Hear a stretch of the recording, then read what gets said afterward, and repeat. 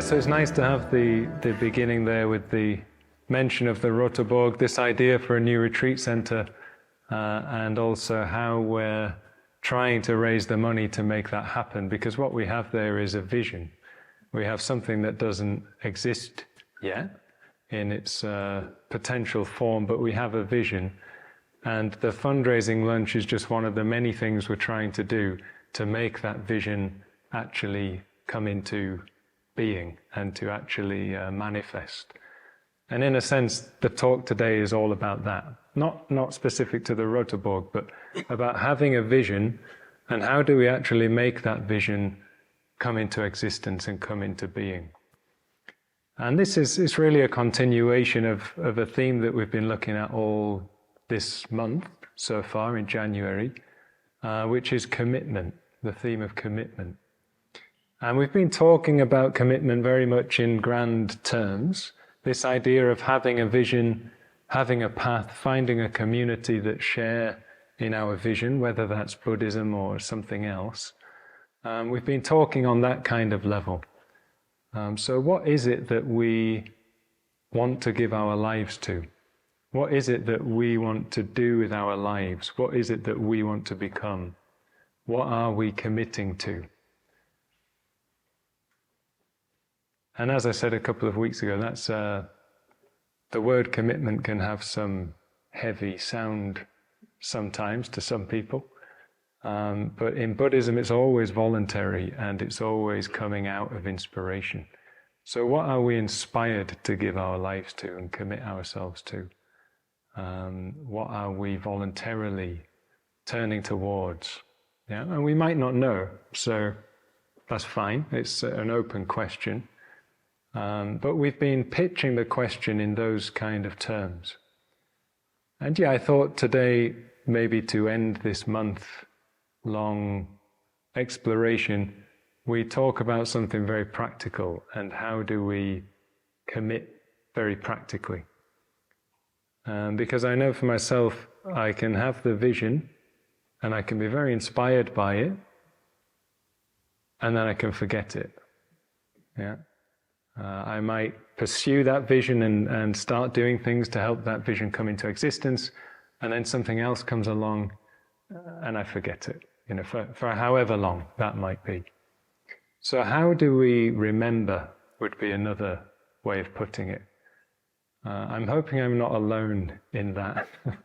Yeah, thank you, reassurance, some laughs. So we have the vision, we forget, we remember. And it's a kind of process or a cycle of remembering, forgetting, remembering, forgetting. So how can we engage with that process of remembering and forgetting? What are the things that we can do to help with that? And how can Buddhism help us with that?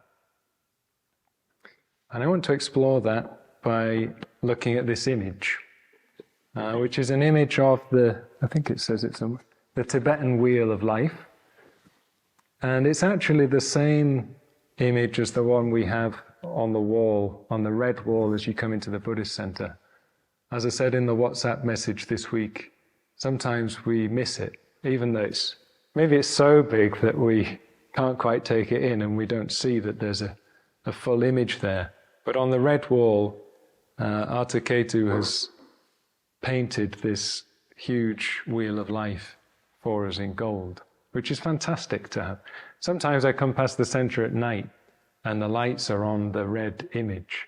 And it's so good to see from a distance this gleaming thing like this. So, what is it? Because we might see it, we might look at it when we come in, but what is it actually communicating to us? Yeah? So I appreciate you won't be able to necessarily see this, especially if you're sat near the back. So I'll talk through some of the relevant pieces. But before I do that, I'll just mention that we have the image there for a reason. So it's outside on the wall as you come into the Buddhist center for a particular reason.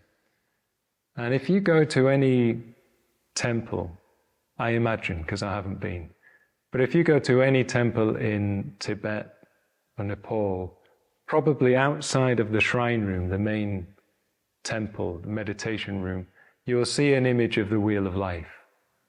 Yeah? So it's always on the outside of the main room where the practice happens. And the symbolism there is that this image, in a sense, is a kind of mirror. So we walk into the Buddhist center, and it's like looking in a big mirror. There's something about the image that is communicating what we are like, what our life is like, what our, making an assumption here, our unenlightened life is like. Maybe a simpler way of putting that, what our limited life is like. So again, an assumption, but I imagine that most of us feel, at least some of the time, like something in us is limited, that we have more potential than we're currently able to bring into being. Our vision for ourselves is not being fully made manifest, yeah? So this is a depiction of what it's like to feel a bit limited and stuck in our lives. So by leaving that at the door and coming in here, the symbolism is that we're leaving this behind, we're leaving the limitation behind, and instead we're coming in here and we're looking at this image, which is what our life would be like if all of those limitations had disappeared. Yeah? Not literally, but symbolically, that is a representation of our life if all of those limitations were gone. So there's this movement away from something towards something else. So what is it then? I'm not going to talk so much about this. I'm going to talk more about this. What is it that we are looking to move away from? What are those limitations? And really importantly, how do those limitations actually come into being in our life? So often when we look at this image, we start here and we gradually go outwards. I'm going to reverse the tradition and start at the edge and move inwards today. Just novelty. So round the edge here, we've got 12 different pictures in a sequence. And these are known as the 12 nidanas, or 12 links. I'll just go through the pictures. We can't talk about all of them. But at the top here, the first one we have is of a blind person with a stick, walking around and not really knowing where they're going. They're feeling their way along the wall. Then we have a potter, so somebody making ceramics, a potter's wheel. We have a monkey in the treetops. We have people on a rowing boat. I think there are 5 of them.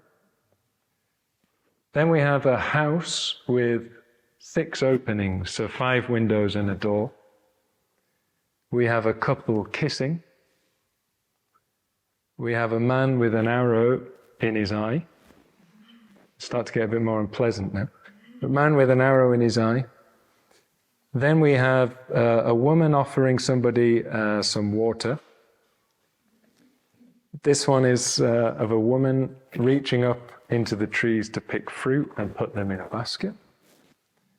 Then we have a pregnant woman, a woman giving birth, and then a man carrying a dead body on his back. And then we're back to the image of the blind man. So that is the sequence of the 12 nidanas. So they all represent something. So I could have told you that sequence without the pictures and just told you what they were conceptually. Personally, I find the images help me to remember them, and they say something in themselves. We can't go into all of them. I'm just going to pick out some of the key ones. Yeah. So I'm going to start here with the image of the house and the 6 different openings, the windows and the doors. So this is a pictorial representation of the senses, the fact that we have senses. Yeah? So Buddhism says that there are 6 senses. So there are the 5 physical senses, help me if I get stuck. Seeing, tasting, touching, hearing, smelling. Thank you. But then the sixth one, Buddhism says, is the mind. Yeah? So just as with hearing we hear sounds, with seeing we see sights, with the mind we perceive those things that seem to arise within us.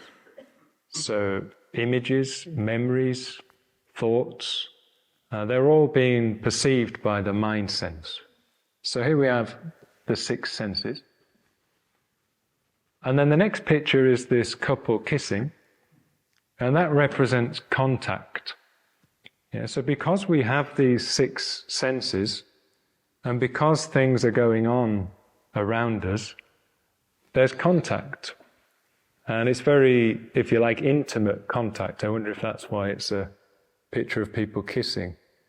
So it was interesting, at the start of the meditation, there was a sound, which we all probably registered.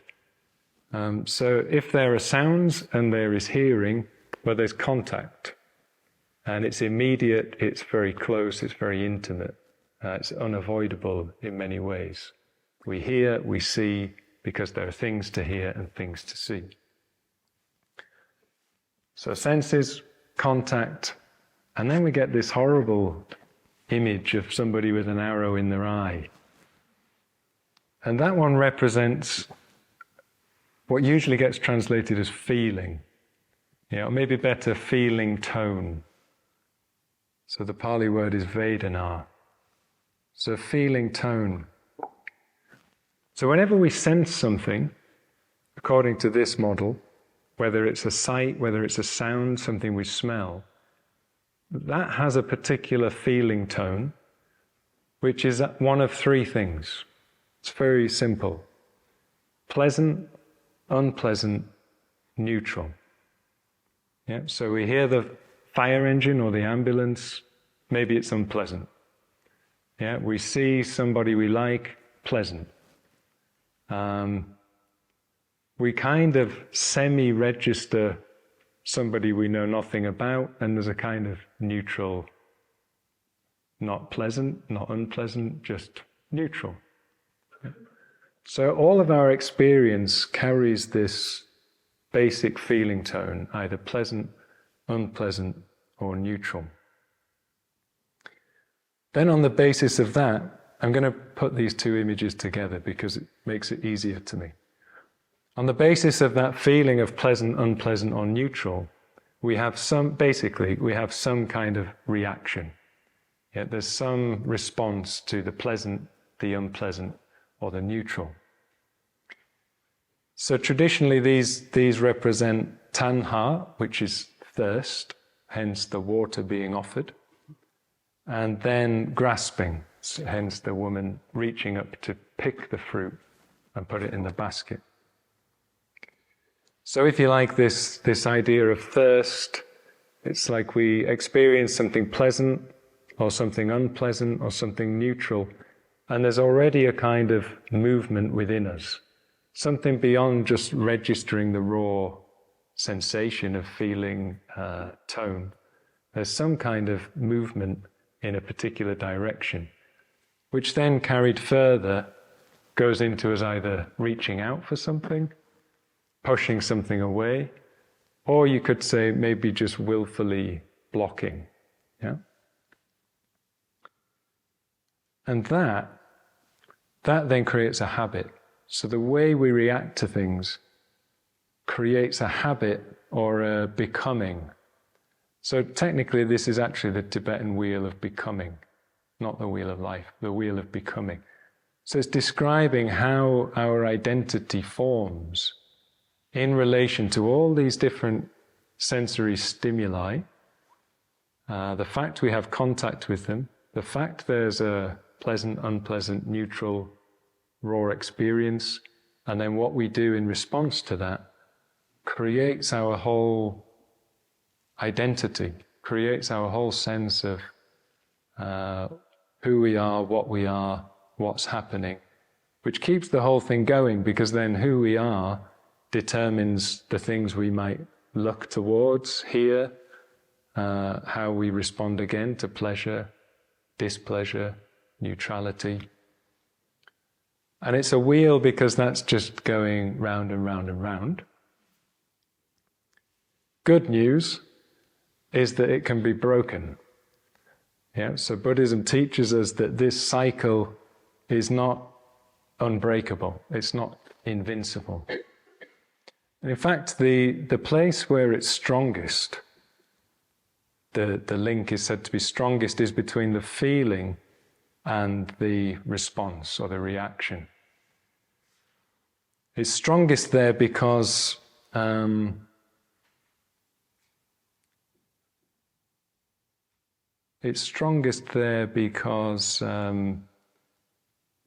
that's where the making happens. So everything prior to that, we can't do anything about. You can't stop yourself having senses. Even if you go into a sensory deprivation tank, which exists, they exist, don't they?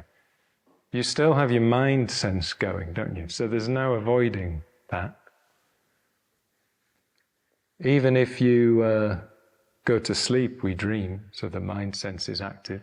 And we might wake up because we hear a loud bang. So there's no getting away from senses. There's no getting away from contact because there's always something for the senses to respond to. The two are intimately connected. And there's no getting away from the feeling tone. That's automatic. So whether it's pleasant, unpleasant, or neutral, that's just coming with the experience. There's nothing we can do about it. But then the reaction happens. Yeah. And that's when the making happens. So if we keep reacting in the same old way, we keep reinforcing the whole thing. But even though it's the strongest place, it's also the weakest place. Yeah? So we can break the whole thing here. So if we experience something as being pleasant, and we know that habitually that means we want to have more of it, and we don't do that, then we can change the whole thing. Yeah? If we experience something as unpleasant, and normally we would attack it or push it away, and we don't do that, then this can't keep spinning. If something is neutral, and normally we'd kind of willfully ignore it, but we take an interest, that breaks the whole thing. And we end up off the wheel and on what we call the spiral path, which I'm not going to say anything about.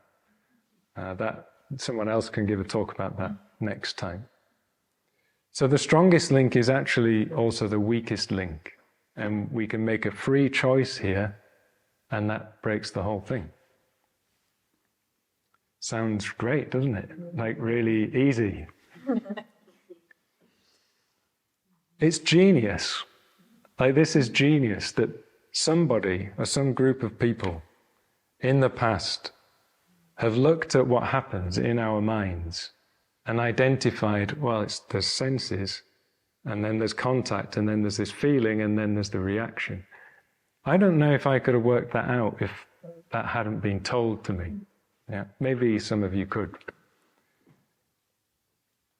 It's genius for its simplicity, and in my case, I can't deny that this is true. I look at my experience, and yeah, that's quite clearly what is happening. The problem, or the issue I have with it, is that it makes it sound so simple, and then I try and do it, and it doesn't work. Like, I know that if something's really pleasant, and I would normally reach out and try to hang on to it, that's not going to end well. But I still do it. The hand still goes out. I know that pushing things away that I don't like doesn't work, because they come back.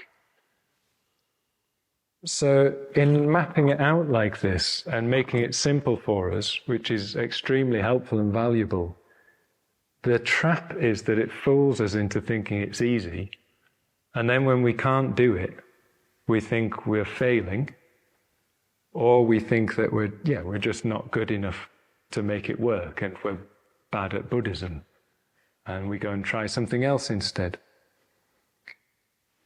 But I think if we look at this wheel first and then we work inwards, I think it helps us to appreciate that what it's actually getting at is really, really complicated. Yeah. So just bear with me, because I'm going to make it all worse. I'm going to describe how the situation is worse, but then we'll come back up. So bear with me. So the next ring that we've got is divided into 6. And these are known as the 6 realms. So a realm is a place outside, isn't it? So this set of 12 links is all about us and our individual experience, our kind of inner life and experience. The 6 realms is saying that, yeah, that's happening to us as an individual, but because of our experience and our reactions and how that cycles around, that then creates the world we inhabit. Yeah?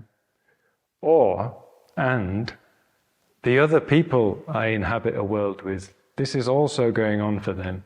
So they're also creating a particular type of world with me. Yeah? So instantly it's more complicated. The other thing I should have said is that this cycle sounds so simple because it's as if I'm just sat here and I'm not really doing anything, and then I hear a sound, and then I have a pleasant, unpleasant, neutral, and then I have a choice about what to do with it. But actually the reality is there's probably hundreds of things. Like now I'm suddenly aware of all of you much more acutely. I've got all this stimulus coming from every pair of eyes that I might catch. There's all the sounds, there's the sound of my own voice, there's the feeling, touch of my own body, things kicking off internally. So if you've got hundreds or thousands even of these things happening in very quick succession, where's the gap? Like, where do you actually get into that if it's just layer upon layer upon layer? Yeah. So that's happening for me, that's happening for everybody else. That's creating worlds. And here we have 6 realms, 6 worlds. There's the God realm, where everyone looks like they're having a great time, wearing togas and things, flying around playing musical instruments. Then there's the realm of the jealous gods, who are looking at these gods having a great time, but they've got swords and bows and arrows and shields, and they're going to war with the gods. They're jealous of this pleasure that's happening up there. Next we have the realm of the hungry ghosts. This is horrible. There's pictures of beings with swollen bellies trying to eat food but not able to ingest. I don't know if I've made this up, but when the food goes in the mouth, it turns into dust. Have I made that up? Or is that a traditional thing? Anyway, it's like that. They can't get the nourishment they need, so they're just constantly hungry. Then we have the hell realm, which looks even more unpleasant. So fire, monsters, people having a terrible time. Let's not dwell on it too long. Then we have the animal realm. Different animals, looks like a zoo. And then we have the human realm, which looks sort of familiar, if familiar as in ancient India, with people sitting, meditating, ploughing the earth, riding horses, that kind of thing. So 6 realms, and probably we recognize all of them. I could hear some people responding as I described them. So we could look at these as being 6 different ways in which we experience the world. So sometimes it's really pleasurable, isn't it? We're just chilling. We can even be a bit intoxicated with the pleasure. We think it's going to last forever. And that's what's happening here. The gods think this is paradise and it's just going to last forever. Then there's the jealous gods attacking, feeling they don't have what others have and wanting it. There's the hungry ghosts where however much we put in, This happens literally with food, doesn't it? However much of the pleasurable food I eat, it doesn't satisfy the deeper longings of the human heart. Then the hell realm, yeah, I'm sure we've all been there in some way, shape or form. The animal realm, where we might just be interested in basic needs, food, sex, sleep. And then the human realm, where it's said things are difficult, but things are also pleasant too. So we get a bit of both. And that's said to be really fortunate. If you're in the human realm, in a sense you're in the right place, because there's enough pain to realize there's more to life than this.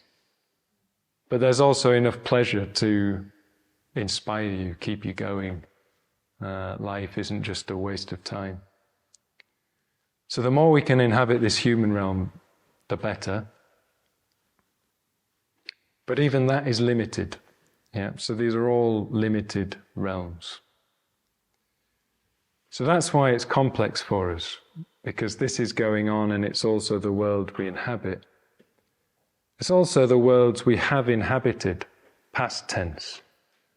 Yeah, I think that's significant, that if we have, and we all will have, experienced these different realms at different times in our lives, that gives us, or has conditioned us to react and respond to things in a certain sort of way. So it includes our whole past as well. Okay, this is where it starts to turn round for the better. So I'm going to jump into the middle ring. 3 animals, a cockerel, a snake and a pig. And they represent what Buddhism calls the 3 root poisons. Yeah, not very pleasant. But what is it that's spinning this whole thing round? It's a way of encapsulating that grasping out, reaching out, pushing away, and willfully blocking and ignoring. I'm going to do a sidestep and talk about something from another point of view. So these 3 animals, they were reminding me in the week of, I've been doing a bit of research into neuroscience. My general disposition is anti-scientific. It's kind of my general way of relating to the world, but I've got more and more interested in neuroscience recently, for reasons I won't go into. And there's this, what is now kind of rubbished a bit by modern neuroscience. There's this idea from the 60s of the triune brain. Anyone heard of that? Okay, so it's this idea that our brain has 3 levels, or in evolutionary terms, there were 3 phases. So the last phase was the more human phase, where the brain became capable of playing instruments and all that kind of thing.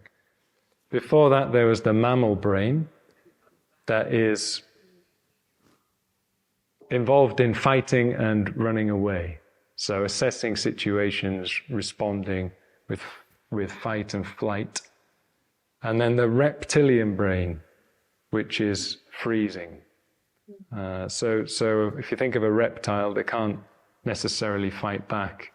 If they get caught, they just go into a frozen state. So that's an oversimplification, apparently. I don't know so much about these things. But it's a useful metaphor, I think, for giving us another insight into how this whole thing works. Yeah. What it says to us, first of all, is we don't have to morally judge ourselves for the fact that we are limited as human beings and not fulfilling our own potential.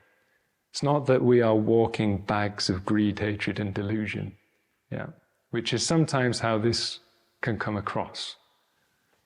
There are physical things that we can do nothing about, physiologically, that condition how we react to certain events in our lives.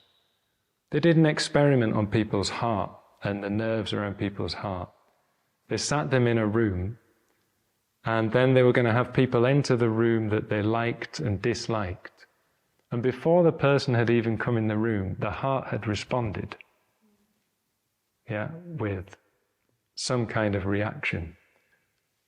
So if things are going on for us at that kind of level, of course we forget to do the right thing, or to do the thing we would want to do logically. This conditioning is not just about how we act, it's also about our whole biology. Yeah? So I think that's a useful additional perspective to what the Buddha is teaching from a more modern scientific point of view. Doesn't mean we can't take responsibility for that, but we need to know it's more complicated than just choosing what to do and doing the right thing. It's more complicated for us, so we can give ourselves a break, and it's more complicated for other people. So maybe we can be a bit more forgiving for others too. Yeah. The other reason I think that perspective helps is that it gives us a way of getting into that gap. Gives us another perspective on how to get into that gap. Because there might be certain things we need to do just to calm down our whole system so that we can respond in a more helpful way. Yeah, basic things. And the good news is that Buddhism supplies some of those basic things. The whole of Buddhism, you could say, I'm going to take a leap here, the whole of Buddhism is about getting us into that gap between feeling pleasant, unpleasant, and neutral, and how we respond. It's giving us multiple ways in, whether that's ethics. So if we're trying to live according to loving kindness, generosity, simplicity, truthfulness, mindfulness, it's a way of interfering here, intervening in that gap. Meditation, Dharma study, ritual, it's all helping us get into there. I want to talk about another practice, and I want to talk about it for different reasons. One thing is we never talk about it, and I think that's a shame. The other thing is that if you look in all of these 6 realms, in each of the realms there's a Buddha. And in each of the realms, the Buddha is not sat down like this. He's stood up on his 2 feet. So presumably he's moving through these realms. So I want to talk a little bit, and then we'll do an experiment about walking meditation. Yeah, so being meditative in the way that we walk and in the way that we move through the world.